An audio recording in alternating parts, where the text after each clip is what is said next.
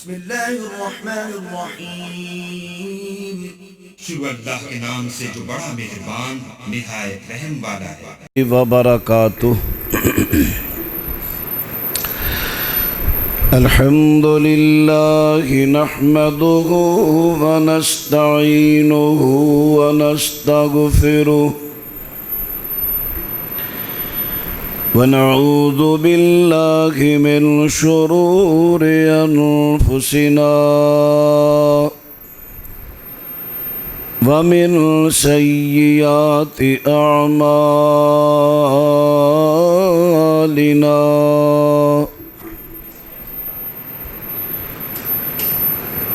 من يهده الله فلا مضل له ومن يضلل فلا هادي له، أشهد أن لا إله إلا الله وحده لا شريك له، وأشهد أن محمدًا عبده ورسوله، صلى الله عليه وسلم. أما بعد فأعوذ بالله السميع العليم من الشيطان الرجيم.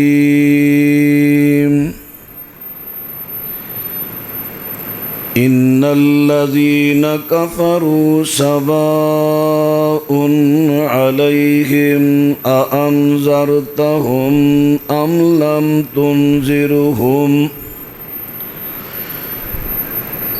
لم تنذرهم لا يؤمنون.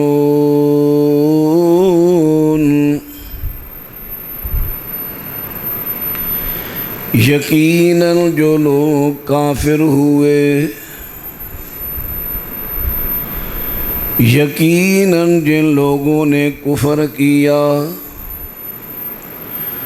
ان پر برابر ہے، ایک جیسا ہے، آپ انہیں ڈرائیں یا نہ ڈرائیں، وہ ایمان نہیں لائیں گے.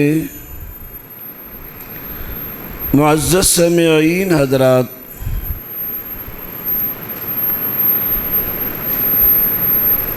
آپ جانتے ہیں کئی مہینوں سے قرآن پاک کی تفسیر خطبات جمعہ میں بیان ہو رہی ہے.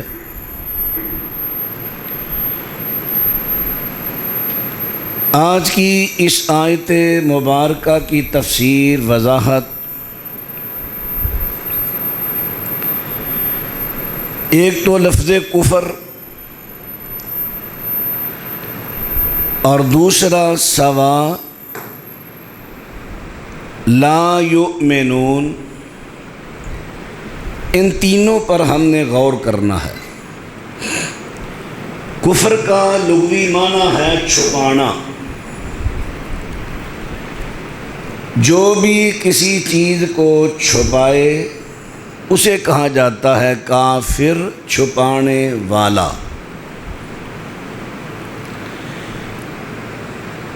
کیونکہ کفار اکثریت حق کو اندر چھپاتے تھے.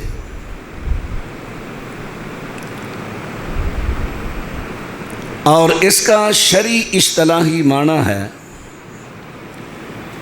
اللہ اور اس کے رسول صلی اللہ علیہ وسلم کی کسی بھی قطعی اور یقینی بات کا زبانی یا عملی انکار کرنا. یہ شرعی اصطلاح میں کفر ہے. کفر ایمان کی ضد ہے. جس طرح تذکرہ ہو رات کا آپ کے ذہن میں فوراً آئے گا کہ اس کی ضد دن ہے،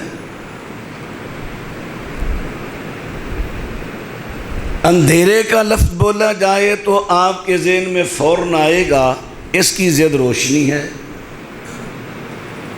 اسی طرح ایمان کی ضد کفر ہے۔ ایمان تین چیزیں ہیں: دل میں یقین رکھنا، زبان پر اس یقین کا اقرار کرنا،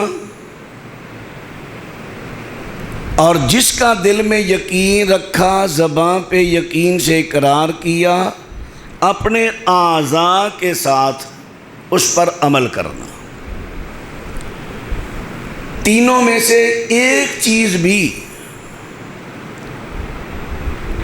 مس ہوئی، ختم ہوئی، رہ گئی، ایمان نامکمل۔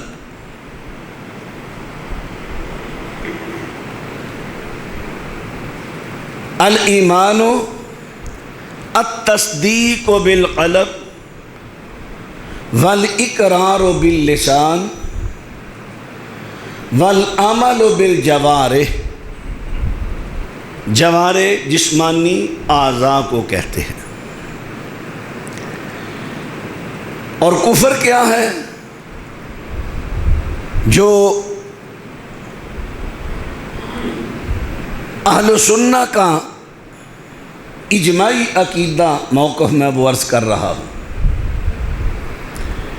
الکفر ضد ذالک، کفر اس کی ضد ہے۔ الجحود بالقلب، دل میں انکار کرنا، یقین نہ کرنا۔ والتکذیب او الترک باللسان، زبان سے انکار کرنا یا جھٹلانا۔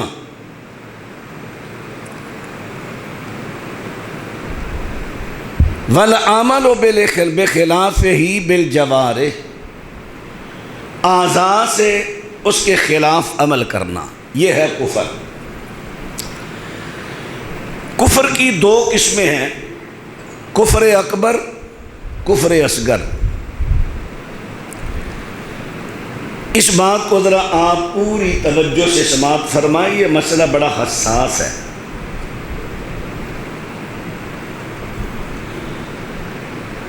اس مسئلہ میں کئی لوگ پیچھے رہ گئے، کئی لوگ حد سے تجاوز کر گئے، وہ تکفیری بن گئے۔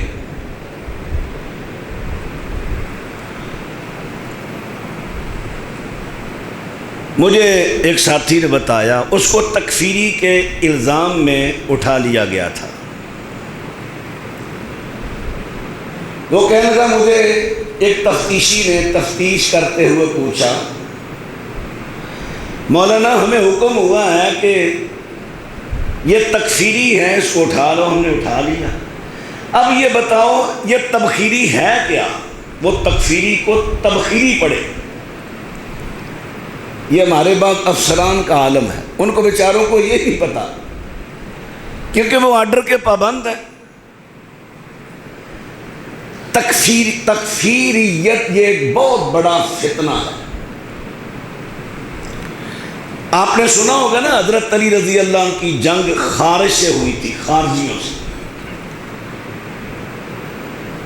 وہ خارجی تکفیریت کے قائل تھے۔ وہ کہتے تھے ہم سے علاوہ سب کافر ہیں۔ آج بھی جماعت المسلمین رجسٹرڈ، ان کا بھی یہی موقف ہے، ہمارے علاوہ سب کافر ہیں۔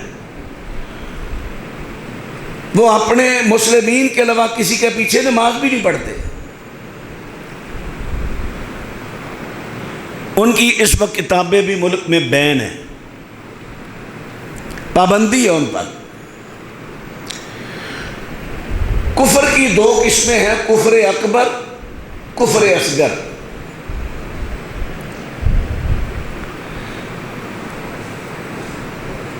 اب کفر اکبر کی بھی آگے اہل علم نے 5-6 کم و بیش اس کی قسمیں بیان کی ہے. میں اس کی کچھ ڈیٹیل آپ کے سامنے عرض کرتا ہوں. پہلی، جہالت کی بنیاد پر کفر کرنا. جہالت کی بنیاد پر کفر کرنا. جہالت ہے کسی چیز کو سمجھا ہی نہیں، نہ سنا نہ پڑھا نہ سمجھا، ویسے انکار کر دیا. اس انکار کے پیچھے کچھ وجوہات ہیں، وہ میں عرض کرتا ہوں. سورہ یونس فرمایا بل کذبوا بما لم یحیطوا بعلمہ ولما یأتہم تأویلہ کذالک کذب الذین من قبلہم فانظر کیف کان عاقبۃ الظالمین. رب العالمین فرماتے ہیں یہ جو لوگ قرآن حکیم کو جھٹلا رہے ہیں، میرے پیغمبر انہیں قرآن پڑھ کے سناتے، وہ کہتے یہ غلط ہے، یہ تو قصے کہانیاں ہیں پہلے لوگوں کی. فرمایا اس کی وجہ یہ ہے انہوں نے اس قرآن کو فرمایا لم یحیطوا بعلمہ، اس کے علم کا انہوں نے احاطہ نہیں کیا، یعنی اس کو پڑھا نہیں، اس کو سمجھا نہیں. وَلَمَّا يَأْتِهِمْ تَأْوِيلُهُ، اس کی وضاحت بھی انہیں، اس کی وضاحت تفسیر بھی انہوں نے سمجھی نہیں. بغیر سننے کے، بغیر سمجھنے کے، بغیر پڑھنے کے انہوں نے انکار کر دیا. اس سے پہلے بھی لوگوں نے ایسے ہی کیا. اب اس قرآن پاک کی آیت میں رب العالمین نے فرمایا انہوں نے قرآن کا انکار کیا جہالت کی بنیاد پر. جہالت کی بنیاد پر انکار کیا. انہوں نے قرآن پاک کو نہ توجہ سے سنا نہ سمجھا، نہ اس کی وضاحت کو سمجھا، انکار کر دیا. اب انکار کے پیچھے کیا تھا، توجہ فرماتے جائیں. انکار کے پیچھے اس کی بنیاد تھی جہالت، ہٹ دھرمی، باپ دادے کی اندھی تقلید. کسی نے کہہ دیا کیا ہمارے باپ دادا بے وقوف تھے، کیا انہیں عقل نہیں تھی؟ انہوں نے اللہ کے ساتھ اوروں کو شریک کیوں بنایا؟ انہوں نے یہ کام کیوں کیا؟ وہی تقلید جو باپ دادے کی اندھی تقلید آج بھی چل رہی ہے. ساڈے حضرت کو چھوٹے جنے تسی بہتے عالم آ گئے ہو. ہمارے عالم کے پاس تو اتنی بڑی لائبریری ہے، اتنی بڑی، وہ کلے والی پگ باندھتے ہیں، آپ ان سے بڑے ہیں. یہ تقلید، اسی کا نام تقلید ہے. بغیر دلیل کے کسی کی بات کو، نبی کے علاوہ کسی کی بات کو قبول کرنا بغیر دلیل کے، یہی تقلید ہے. اللہ اکبر. پھر انہوں نے دیکھا کہ قرآن پاک تو ان کے موروثی عقائد، خیالات کی تردید کرتا ہے. انہوں نے فوراً اس کا انکار کر دیا، کفر کر دیا. اب یہ پہلی قسم جو علماء نے ترتیب دی، اس کی پہلی قسم میں نے عرض کی، کفر اکبر کی پہلی قسم ہے جہالت کی وجہ سے حق کا انکار کرنا. انکار تب کرو، پہلے توجہ سے بات کو سنو، پڑھو، سمجھو. اگر آپ کو نظر آئے یہ تو قرآن و سنت کے دلائل کے خلاف ہے، انکار کر دو. یہ کفر نہیں، یہ ایمان ہے. اگر قرآن و سنت کے دلائل پر مبنی یہ بات ہے پھر انکار نہیں. اور بغیر سمجھنے سوچنے کے انکار کر دینا یہ جہالت اور یہ کفر کی ایک قسم ہے، کفر جہالت. نمبر 2 تکذیب. رب العالمین فرماتے ہیں الذین کذبوا بالکتاب وبما ارسلنا بہ رسلنا فسوف یعلمون۔ ان لوگوں نے اللہ کی کتابوں کا انکار کر دیا اور ہم نے جو پیغمبر مبعوث فرمائے رسول بھیجے ان کا بھی انکار کر دیا، یعنی کسی کو جھٹلا دینا، پیغمبر کو جھٹلانا، قرآن پاک کی کسی آیت کو جھٹلا دینا، کسی حدیث کو جھٹلا دینا۔ فرمایا یہ کیا ہے؟ یہ کفر تکذیب ہے۔ اب آئیں کفر انکار، تیسری قسم میں کرنے لگا ہوں کفر انکار۔ فرمایا وَجَحَدُوا بِهَا وَاسْتَيْقَنَتْهَا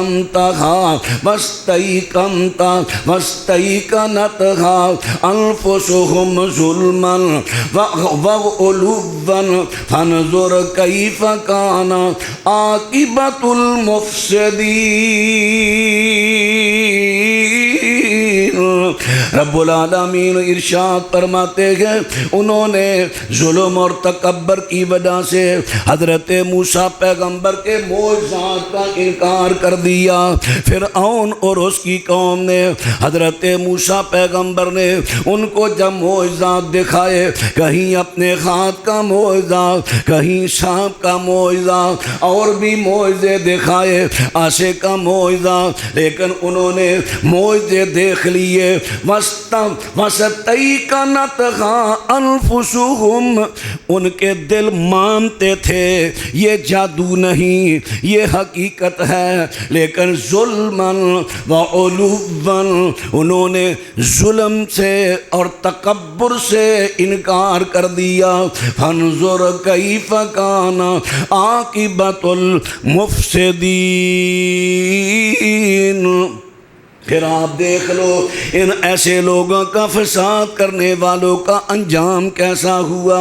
حضرات اس آیت میں رب العالمین نے فرما دیا کہ کئی لوگوں نے انکار کیا ظلم کی وجہ سے، زیادتی کی وجہ سے، اور دوسرے نمبر پر علواً تکبر کی وجہ سے کہ موسیٰ پیغمبر کے پاس تو اتنا مال بھی نہیں، اس کے پاس حکومت بھی نہیں، اس کے پاس اتنی افرادی قوت بھی نہیں، اس کے پاس دولت بھی نہیں، اس کے پاس دنیا کا مال و متاع اتنا نہیں جتنا ہمارا ہے۔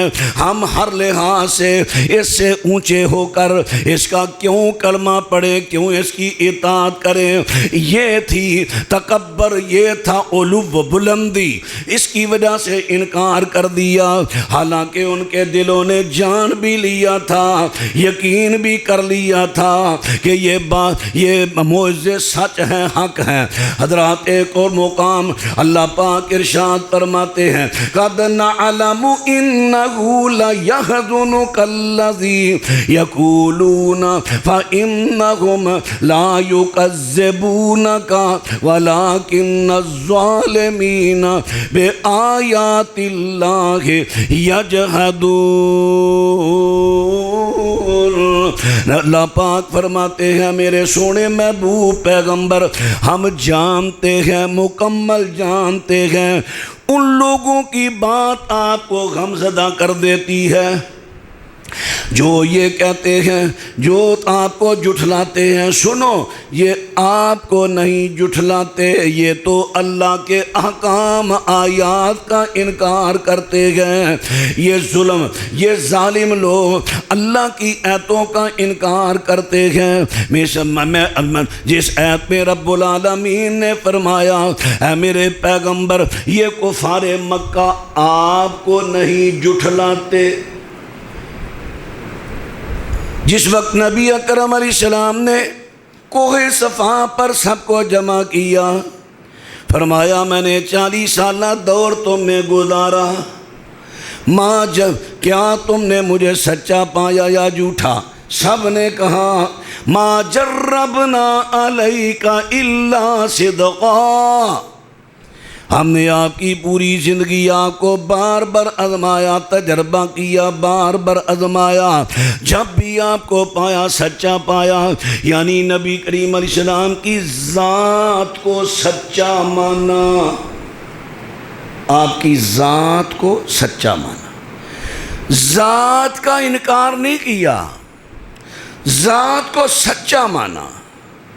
پھر جب ہرقل کے دربار میں ابو سفیان اور تجار مکہ وہاں پر موجود تھے، نبی رحمت علیہ السلام کا قاصد دعوت نامہ لے کر پہنچا ہرقل کے دربار میں۔ اب ہرقلہ عام ہماری بولی میں ہرقل لفظ ہرقلہ، تو چلے جو معروف ہے میں وہ لفظ بولتا ہوں۔ ہرقل بادشاہ کہنے لگا کہ یہاں پتہ کرو کو مکہ مکرمہ کے لوگ قریشی تجارت کی غرض سے آئے ہوئے، ان کو بلا کے لے کے آؤ۔ بلایا گیا، بلانے کے بعد کہنے لگا میں ترجمان کھڑا کرنے لگا ہوں، جو میری اور آپ کی دونوں کی بولی کو جانے وہ ترجمانی کرے گا۔ ہرقل نے پوچھا، اور بھی باتیں پوچھی، اس میں سے یہ بھی پوچھا، فَحَلْ كُنْتُمْ تَتَّهِمُونَهُ بِالْكَذِبِ قَبْلَ أَنْ يَقُولَ مَا قَالَ۔ مجھے بتاؤ، یہ جو میرے پاس دعوت نامہ آیا، تمہارے علاقے کا بندہ محمد کہتا ہے میں اللہ کا آخری نبی ہوں، تمہارا اس کے بارے میں کیا خیال ہے؟ اس کے اعلان کرنے سے پہلے کیا آپ نے انہیں کبھی جھوٹ بولتے دیکھا؟ اب ابو سفیان کون ہے آپ جانتے تھے نا، کلمہ پڑھنے کے بعد تو بڑے مخلص ہوئے اسلام سے، لیکن کلمہ پڑھنے سے پہلے اسلام کے دشمن تھے، جنگیں لڑیں آپ سے۔ اتنا مخالف ہونے کے باوجود کیا کہتا ہے؟